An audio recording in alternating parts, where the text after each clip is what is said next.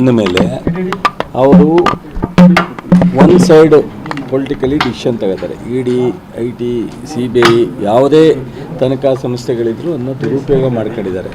ಈಗ ರಾಜಭವನಗಳನ್ನು ಸಹ ರಾಜಕೀಯ ಕಚೇರಿಯಾಗಿ ಮಾಡ್ಕೋತಾ ಇದ್ದಾರೆ, ಅವರ ಆಫೀಸ್ ಕಚೇರಿಯಾಗಿ.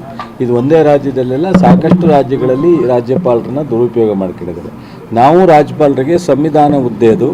ಸೊ ಯಾವುದೇ ಕಾರಣಕ್ಕೆ ನೀವು ಹುದ್ದೆಯಿಂದ ನಿಮ್ಮನ್ನು ಬದಲಾವಣೆ ಮಾಡಿದ್ರು ಇಂಥ ಫೋರ್ಸಬಲಿ ಕೆಲಸ ಮಾಡಬಾರ್ದು ಅನ್ನೋದು ನಮ್ಮ ವಿನಂತಿ. ನಾವು ಕ್ಯಾಬಿನೆಟಲ್ಲಿ ಚರ್ಚೆ ಮಾಡಿ ಸಲಹೆ ಕೊಟ್ಟಂಥದ್ದನ್ನ ಕನಿಷ್ಠ ಕನ್ಸಿಡರ್ ಮಾಡಲಿಲ್ಲ. ಅವರು ತೀರ್ಮಾನ ಮಾಡೋದು ಬೇರೆ, ಅದ್ರ ಬಗ್ಗೆ ರೆಫರೆನ್ಸ್ ಇಲ್ಲದೆ ಇವತ್ತು ಇಡೀ ನಮ್ಮ ಸಿದ್ದರಾಮಯ್ಯನವ್ರಿಗೆ ಯಾವುದೇ ಅವಕಾಶ ಇಲ್ಲದೆ ಅವರು ಪ್ರಾಸಿಕ್ಯೂಷನ್ಗೆ ಡೈರೆಕ್ಷನ್ ಕೊಟ್ಟಿದ್ದಾರೆ.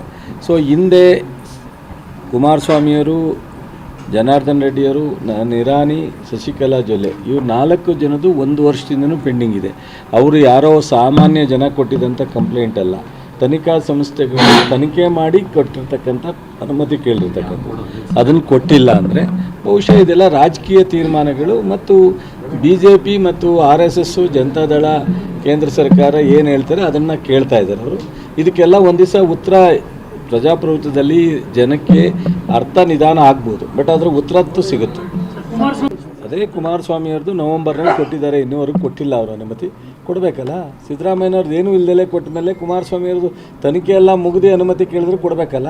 ಕೊಟ್ಟಿಲ್ಲ ಅಂತಂದರೆ ರಾಜಕೀಯವಾಗಿದ್ದಾರೆ. ನೋಡೋಣ ಅದೇನು ಎಷ್ಟು ದಿವಸ ಇದನ್ನು ಈ ಥರದ ಆಟವನ್ನು ಕೇಂದ್ರ ಸರ್ಕಾರ, ರಾಜ್ಯಪಾಲರು, CBI ಮೂಲಕ, ED ಮೂಲಕ, IT ಮೂಲಕ ಮಾಡಿಸ್ತಾರೆ. ನೋಡೋಣ.